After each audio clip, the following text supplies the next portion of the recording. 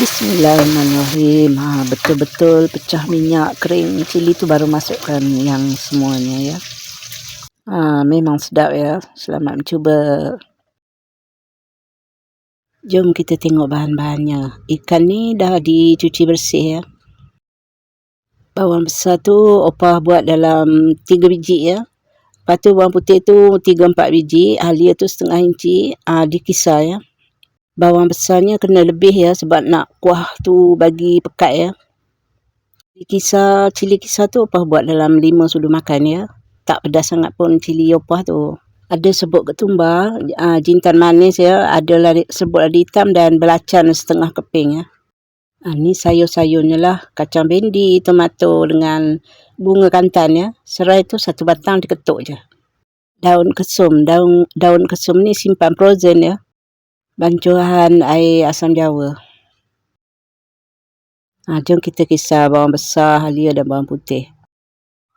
Ni bahan yang dikisar tadi, ditumis ya. Cili kisar pun sekali ditumis. Masukkan serai itu sekali. Dia dah pecah minyak ya. Ini pecah minyak kali pertama ya. Bila dah kering sedikit tu tambah air, masak sampai pecah minyak kali kedua pula ya. Ni dah pecah minyak dan kering ya. Masukkan bahan-bahan tu ya. Lada hitam, belacan, serbuk ketumbar, jintan ya.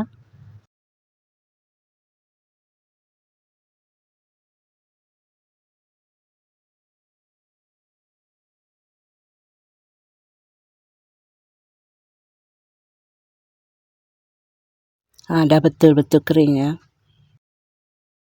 Masukkan pula serbuk kunyit, air asam jawa,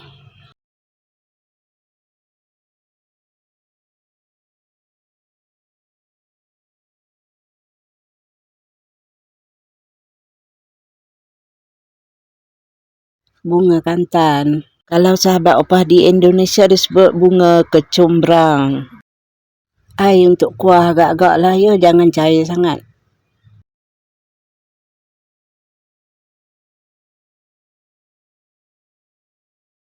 Masukkan garam dan serbuk perasa, nanti boleh dirasa ya.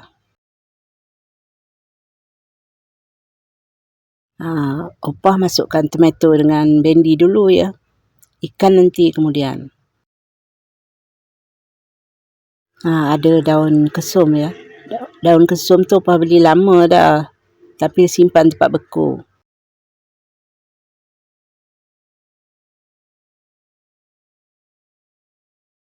Agak-agak sayur tu nak masak, masukkan ikan ya.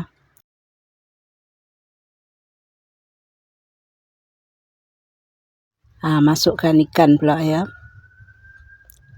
Biarkan dia masak ikan tu.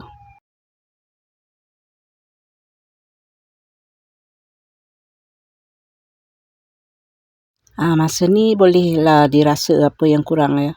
Tambah garam.